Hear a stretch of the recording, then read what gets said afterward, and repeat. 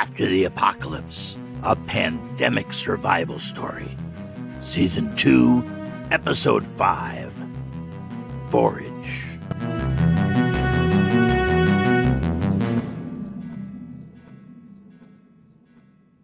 Janet braced herself against the doorway of an old brick mill building. She had worked her way through the back streets and vacant lots of the river's edge. From this vantage point downriver, she could see the bridge and the river foaming around it. She held her breath as the shuttle bus punched into the water and bounced unsteadily across the span. Janet uttered a small prayer as the men in the Humvees arrived and started firing at the bus from the bridgehead. Adrenaline mixed with fear and anger as she searched her mind for any action she could take to help them. She had to help. But what could she do? Throw rocks at them? She seethed at her impotence. She was on the verge of running towards them with the hope of creating a distraction when the nearest abutment broke free and slid slowly into the raging flow. Half the bridge deck slumped into the river. It swung downstream like the closing jaws of some metal beast. The road disappeared underneath the first Humvee as the river tore it away. The truck tumbled into the river. To her relief, the shuttle bus was stuck safely out on the far span. But the relief was short-lived. She stood there, helpless, as her people fled from the bus like it was a sinking ship. They groped their way across a slippery deck towards the far shore. There was gunfire. A woman slumped lifeless to the deck and was swept over the edge. One of the kids got pulled over with her into the torrent. Bill leapt into the raging river after the boy. This all happened too fast for her to fully comprehend. There wasn't anything she could do to help. She had enough of this day. She'd had enough of the king and his men. The bridge was gone. She would have to find another way across. The old man leaned back in his chair and listened to Mags talk. She was giving a summary assessment of their situation and, in a matter-of-fact way, laying out what needed to be done. She's good at this, he thought. Our first priority should be security, she began. Well, there's a pretty good fence, Brad said, trying to be helpful. Mag shook her head.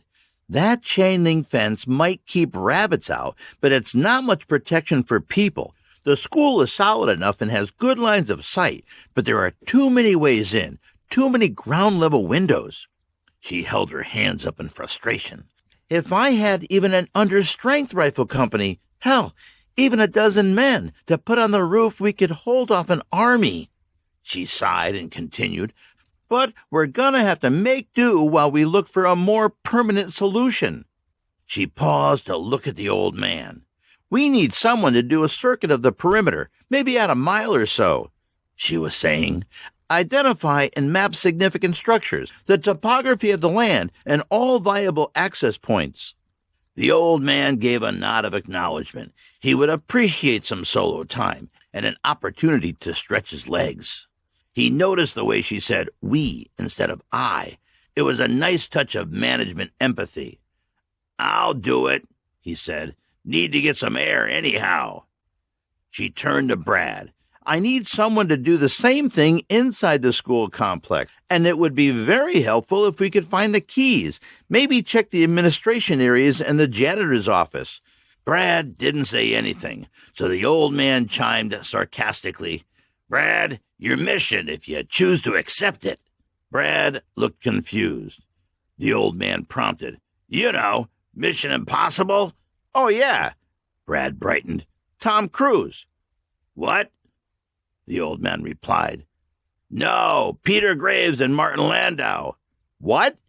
Brad replied. What? The old man countered. Jesus, you two. Just get going. Mags broke in.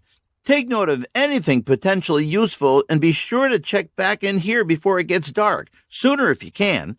Bella and I are going to work on improving the living conditions here.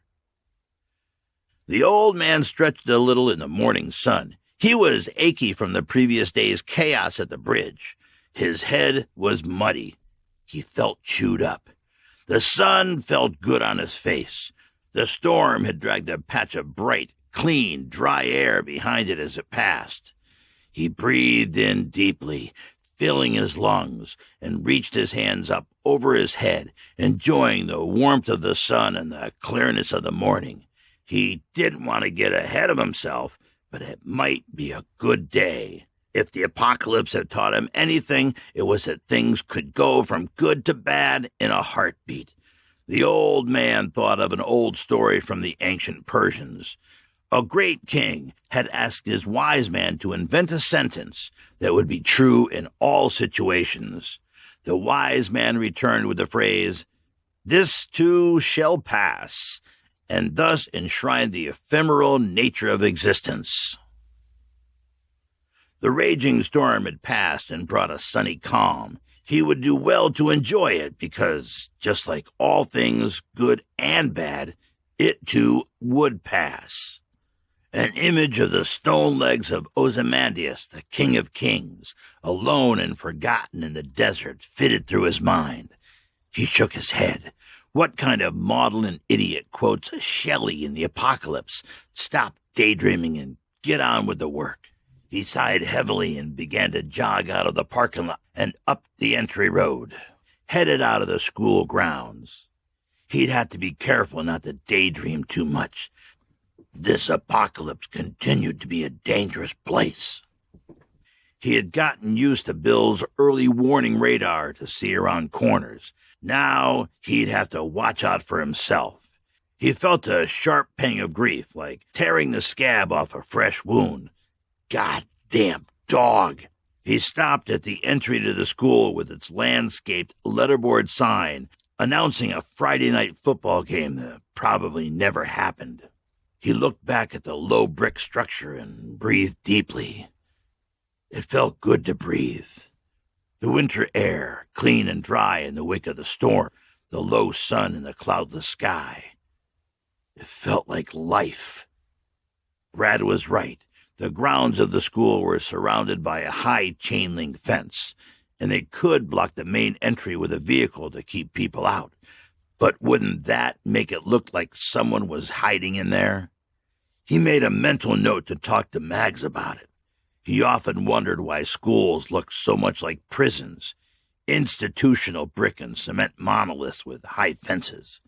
He suspected it was not entirely unintentional or inappropriate. He turned right out of the gate and proceeded to run a clockwise circuit around the periphery of the fence. Empty lawns and neat but older neighborhoods clustered around the school. There was nothing much to see. The occasional pile of trash or abandoned car. Some of the houses were burned, and he could smell the charred chemical smells of wet, burned things.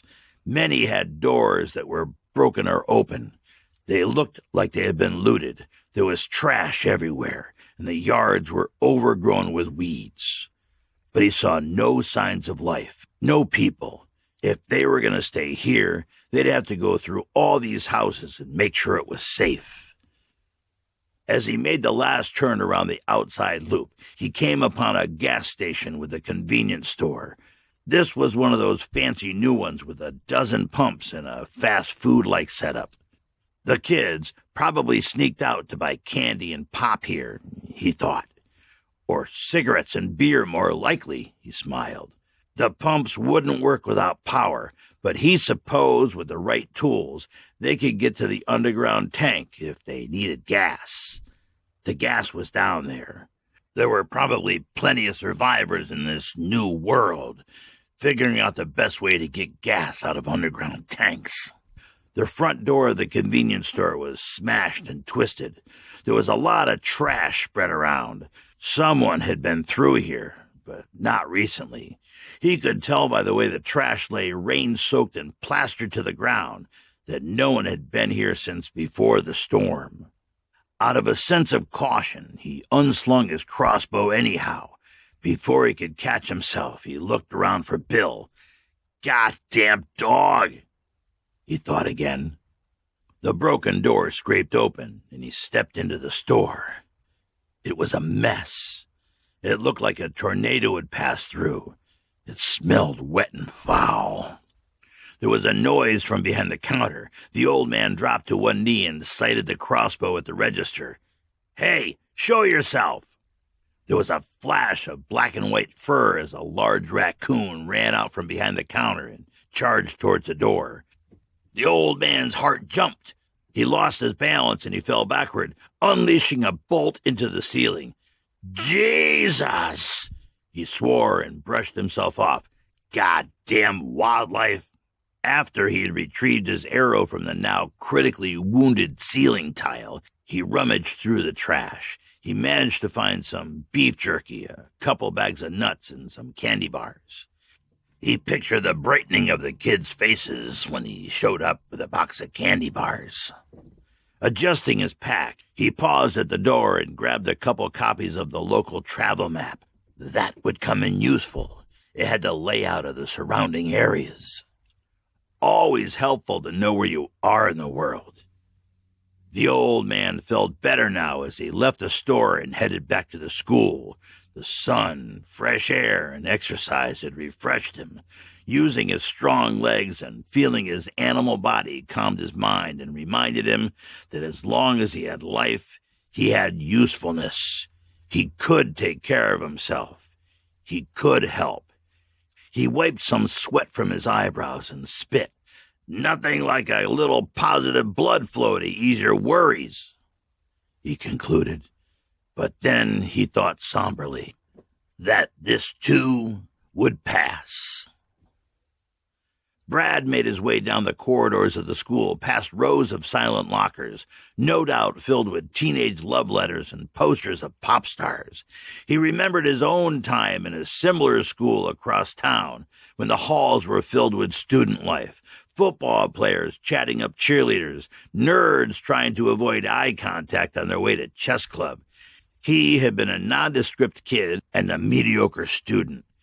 He had a couple buddies, but he was more part of the backdrop, more part of the scenery than an actual member of student life. Brad wasn't designed for the apocalypse. He still didn't know what he was designed for, but it wasn't this apocalypse. After he made it through high school, he had enrolled in the local college to study business. He made it 6 months before he dropped out, partly because he needed a break to figure things out, partly because he flunked managerial accounting. That was another story.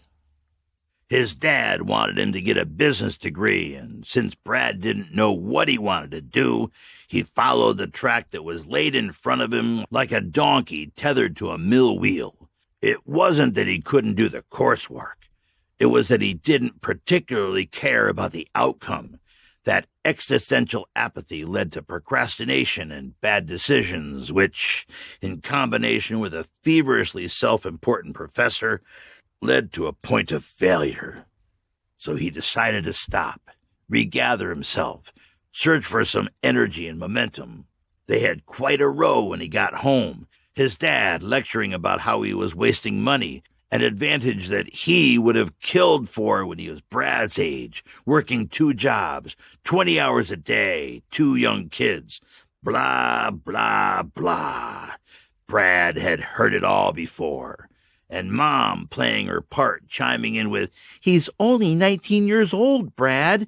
His father was Brad Sr.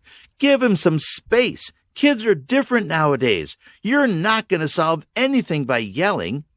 In the end, it was decided that this time off was a good thing for Brad Jr. But this would not be a year of backpacking in the Pyrenees, sipping cappuccinos and nibbling croissants. Nor was Brad to lay about, sleeping in and twiddling video games.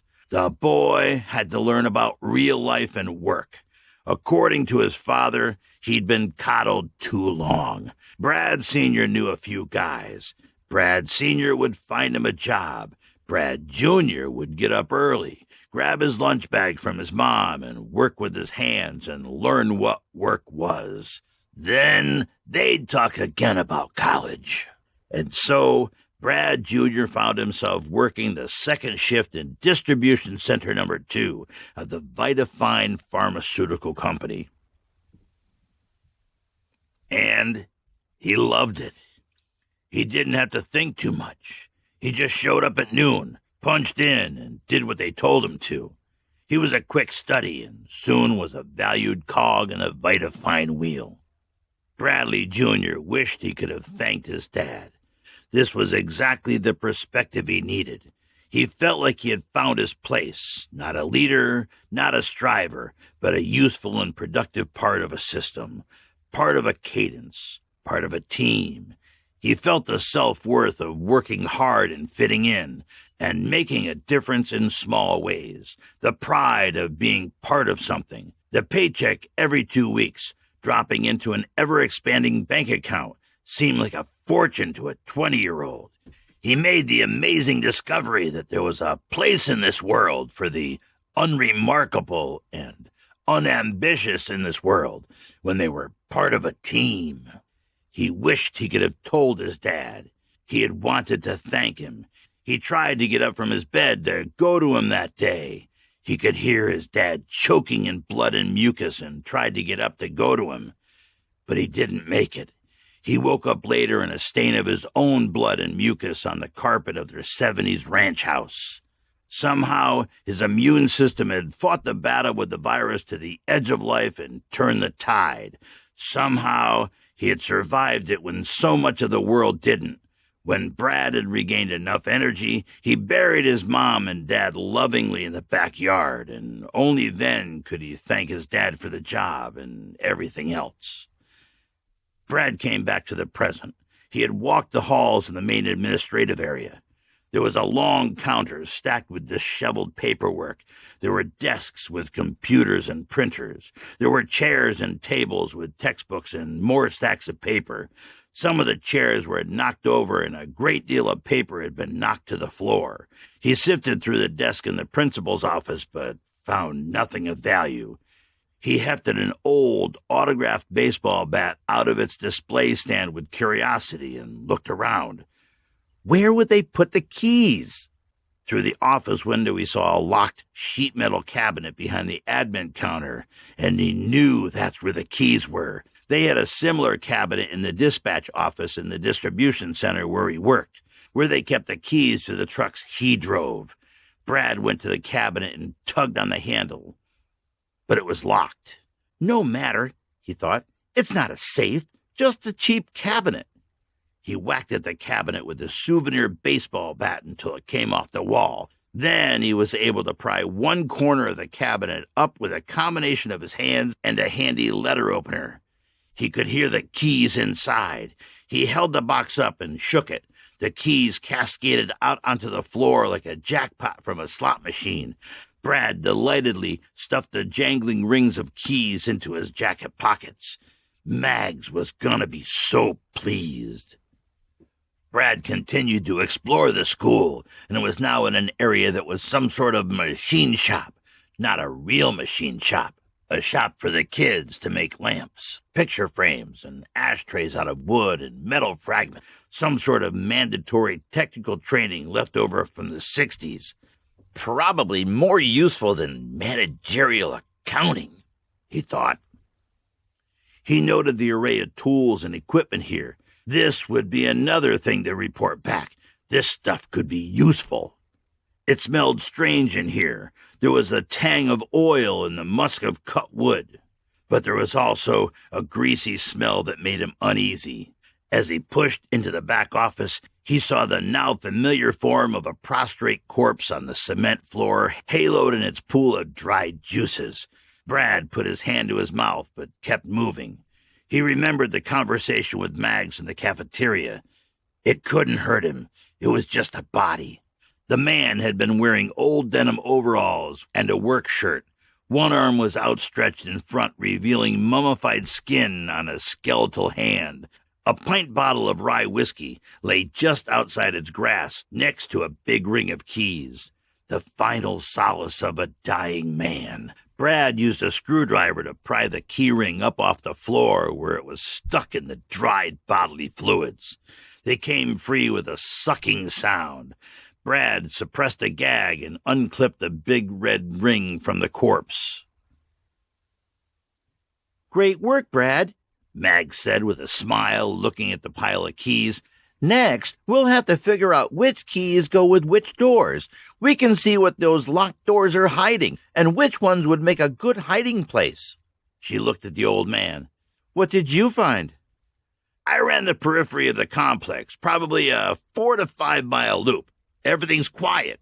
Looks like it's been looted, but no evidence of activity in the past couple days. Mostly houses and a gas station. I saw a bunch of porta-johns out by the fields if you want to drag them over here for temporary latrines. And I got these." The old man spread the map books out on the table, and they all leaned in to look where one was flipped open. "We're here," he pointed, "and here's the river. I was trying to see if there were any other bridges close by." "No. The nearest bridge is 30 miles down in Jubal," Brad chimed in. They looked at him. "I grew up here." He shrugged.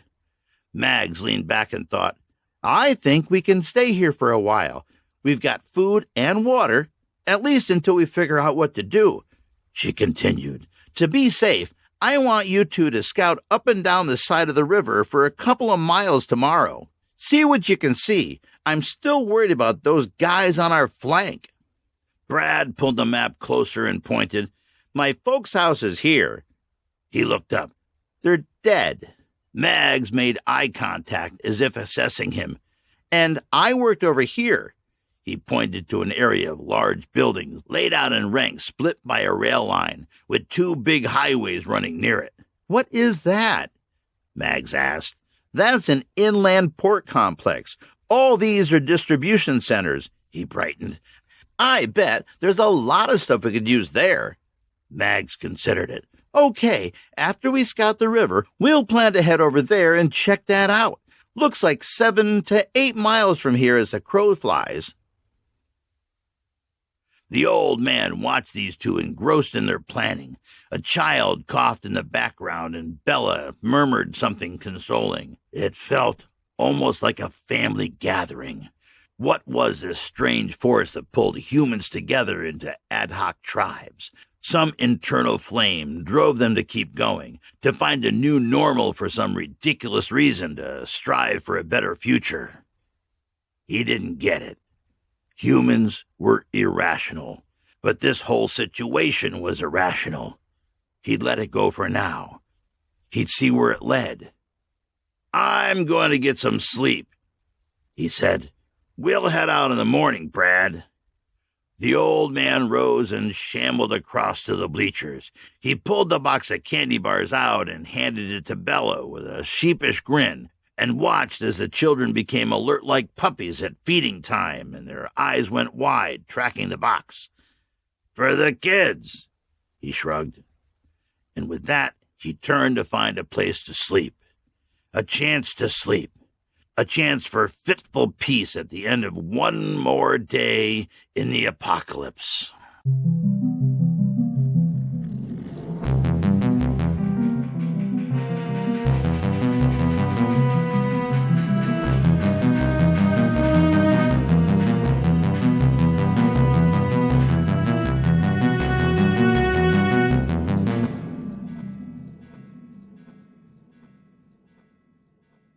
Hello, my survivor friends. This is Chris, your cruise director in the apocalypse. And don't miss the shuffleboard tournament on the afterdeck, followed by a margarita making lesson at the Halloween bar on the Lido deck. What? You don't think there will be cruise ships in the apocalypse? I don't know. I think that would probably be a pretty good story right there. I might write that story. I had to Google it, but there actually was a Walking Dead themed cruise in 2017, before our current apocalypse. And right now there are plenty of Halloween-themed cruises going on. So if you're into that sort of thing, I never was much of a cruising aficionado. How are we doing this fine week? For those of you who are keeping up, it is the weekend of Halloween 2021 when you will get this episode drop. And for those of you still catching up, it was Halloween 2021, and this was episode 5 of season 2 of After the Apocalypse. And for the future society that worships us as the Word of God, and this is your holy text, well, hello, and I'm terribly sorry. We are coming up on 1 year into our journey with the podcast version of After the Apocalypse. It's still fun for me. I'm still planning to do 5 seasons. I'm still committed to drop an episode every 2 weeks, typically on a Friday, Saturday, maybe even Sunday at the latest, depending on life and how the production schedule goes. You see, I still have this full-time job that sucks up a lot of my time, but, you know, we do what we can do. We all do what we can do to survive in the apocalypse, right? We're about to crack 33,000 downloads and are growing at about 2,000 downloads a week. That's pretty good, but we can always use your help, survivors. I'm looking into testing some advertising, maybe. If anybody is an expert on that, you can reach out to me and give me some tips. But for now, we are bootstrapped, and we need your word of mouth to spread the word. So do us a favor and forward the show link to your friends. You can do it right now. I appreciate the help. Should be a share button on whatever app you're using to listen. And interestingly to me, bootstrap as a verb started being used in the 1800s to refer to someone helping themselves. The bootstrap is that tab or the loop that sticks out the top of the back of your boots or your shoes so that you can pull them on. And you can see how this saying caught on. It's whimsical. Look at that image of someone pulling themselves up by their own bootstrap, i.e., it's physically impossible, but by defying logic and physics, they do it anyhow. And then this phrase, it bled over into the computer software world, where bootstrapping referred to building off the operating system kernel, and booting came to be a common word meaning loading the operating system. So grab a hold and help me bootstrap the podcast by telling your friends. Over on the Facebook group, I've been sharing cover designs for the Season 1 book version. I appreciate the help because I am terrible at making decisions. And I wanted to thank Joe for helping me with some of the army-based building stuff in this episode. And I wanted to thank Jeff for spending some time on the phone with me and giving me some tips on publishing. He gave me an idea for releasing the Season 1 manuscript as an Amazon Vella serial. And I have not done that before, so it might be a good learning opportunity for me and allow me to get some more traction while I build up the series. So you may have heard an Easter egg in this episode where I named a town in Tennessee Jubal, Tennessee. There is no such town. This is a nod to the character of Jubal in the Heinlein book I'm still reading. I haven't finished it. I'm close. Frankly, I've lost interest. It's more social commentary than science fiction, and I would walk away if I hadn't committed to it. But I'll share some final thoughts when I'm actually done. So my friends, my survivor friends, I'll keep the comments brief this week. Let me know if you need anything. I'm always looking for comments, suggestions, ideas. We're a tribe. We can help each other. Let me know if there's anything I can do for you. And you can reach me through the Facebook group or directly at cykTrussell@gmail.com. That is Chris, Yellow, King, Tom, Russell with 2 S's and 2 L's at gmail.com. And we can always use your support to keep the show going at our Patreon page. Keep your heads down, keep your powder dry, and keep surviving.